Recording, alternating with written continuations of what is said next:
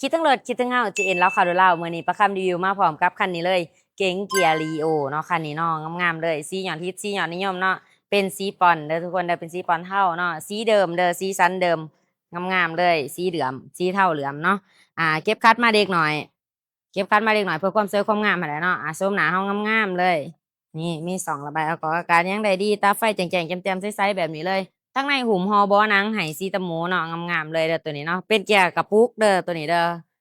งามๆราคาบ่แพงผู้ใดมักกระทักมาหาเฮาไหลได้ที่เบอร์ของเฮา97333679สำหรับลูกค้าที่ว่ามาทางออนไลน์เนาะประคำรีวิวจะมีส่วนลดและโปรโมชั่นของแจกของแถมให้หลายอย่างอยู่เนาะมาเอามาจับมาจองได้เลยเดี๋ยวประคำจะพาทุกคนไปรับชมรถนำกันได้ปะสวัสดีทั้งสองเองเจนแล้วค่ะโดล่าเมื่อนี้มาพร้อมกับเก๋งเกียร์ดีโอคันนี้เนาะตัวนี้จะเป็นปี16เลยทุกคนเด้องามๆเนาะราคาก็บ่แพงอีกออปชั่นภายในเนาะหุ้มฮอบ่หนังให้เด้อทุกคนเด้อเป็นเกียร์กับพวก6สปีดเนาะมี6ตัวเลขเด้อ แม็กเดิมๆเนาะทั้งสี่ขางเลยตัวนี้ตาฝนตาไฟแจ่งๆแจ่มๆกระดิกกระเจยังสกว่าก็ให้มาครบเนาะราคาเต็ม215 ล้านกีบเนาะใจสดใจผ่อนได้เด้อผู้ใดมักกระทักมาหาอะไรที่เบอร์ของเฮา97333679หรือว่า2ทางเพจเจนเราค่ะรถเราของเฮาเนาะใช้เบิ่งทางในนำกันเนาะทางในงามสะอาดสร้างเด้อหุ้มห่อบ่หนังให้สีตะโมแบบนี้เลยเนาะทั้งขอบทั้งข้างของเฮา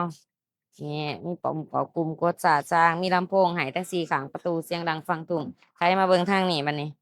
ทางหลังเนาะทางหลังกว้างๆสามารถนั่งได้หลายคนเลยห่มฮอบอนางสีตะหมูเช่นเดียวกันเนาะปูปอกปูพื้นเหยียบให้ครบสุดมาเบิ่งตัวนี้บัดนี้ทางหลังอันนี้เนาะเปิดฝากระโปรงขึ้นมา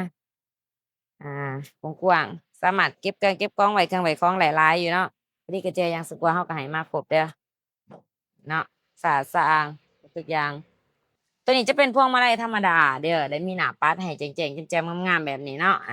ตัวนี้จะมี2แอร์ให้หันซ้ายหันขวาได้สะดวกสบายตาฉุกเฉินใช้งานได้จริงเนาะตัวนี้และหน้าจอมันจะเป็นหน้าจอน้อยๆที่ว่ามานำตัวรถเด้อตัวนี้เด้อปุ่มปิ่มอิหยังนี่มานำตัวรถเบิดทุกอย่างสามารถกดแล้วมีบอลมุงเวลาเนาะหวยเสาหวยเสียงขึ้นได้เบิดทุกอย่างบอลนี่เนาะอ่าระบบแอร์ของเฮาบัดนี้มากินให้เย็นค่อยเปิดปิดได้ตามระดับ1 2 3 4เนาะเด็ก1ก็จะเย็นซำนึงเด็ก2เย็นขึ้นเนาะจนฮอดเด็ก4พุ่นล่ะ สะดวกสบายเนาะเปิด AC น้ำพร้อมเพื่อความเย็นเด้อตัวนี้เนาะจะเป็นเกียร์กระปุก6สปีดมี6ตัวเลข7ตึงเกียร์ถอยประหยัดน้ำมันสุดๆอยู่แล้วเนาะมาเบิ่งของจ้าของเครื่องนำกันเลยเนาะจักดีเย็นสว่างแหน่เด้อบ่หัวบ่ซึมบ่เป็นไรบ่เป็นควันเนาะหัวน็อตอิหยังต่างๆอยู่ครบงามๆเนาะหม้อไฟใหม่ๆเสียงจักรนิ่มๆเงียบๆเลยทั้งขอบทั้งข้างอย่างนี้ก็เลยร่วมก็งามเนาะยังงามอยู่ฟ้ากระโปรงเฮางามๆ ฝากไปเติมเลือดทันเด้อกับรถคันนี้เนาะเป็นเก๋งเกียร์ดีโอเด้องามๆเนาะสีสันงามๆสีเดิมเก็บคัดมาตามการใช้งานเด็กหน่อยเนาะตาฟื้นตาไฟกับแจ่มแจ่มราคาเต็มมีแต่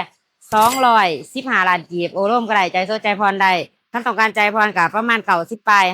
500ก็สามารถออกรถคันนี้ได้แล้วเนาะผู้ใดมักติดต่อมาเอาได้ที่เบอร์97333679หรือส่งทางเป็นเพจของเฮาจีนเราค่ะโดยเราฝากกดไลค์กดแชร์กดติดตาม2เอาไว้ เราผัดคลิปข้อมูลคลิปดีๆโดยงามที่มานำเสนอให้ทุกท่านได้เบิ่งได้ชมกันเนาะขอขอบใจทุกผู้ทุกคนที่ว่าติดตามส่องของเฮาเนาะตอนนี้แสนไปทุกคนและทั้งผู้ติดตามใหม่ทั้งผู้ติดตามเก่าขอให้ทุกคนมั่งมีชีวิตสุขตลอดไปตลอดปีขอคำดีขอบใจบ๊ายบาย